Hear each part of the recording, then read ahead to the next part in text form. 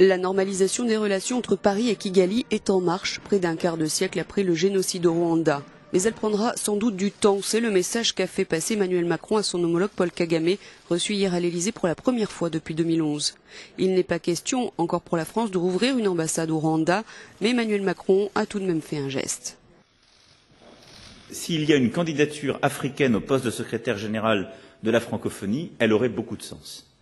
Si cette candidature était africaine et féminine, elle aurait encore plus de sens. Et donc, à ce titre, je crois que la ministre des Affaires étrangères du Rwanda, Louise Mushikiwabo, a toutes les compétences et tous les titres pour exercer en effet cette fonction.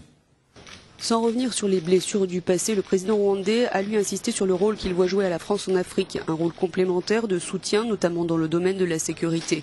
Louant la disponibilité d'Emmanuel Macron, il a prôné une nouvelle approche qui correspond à une nouvelle époque. Les relations entre Paris et Kigali sont tendues depuis le génocide de 1994 qui a fait 800 000 morts selon l'ONU.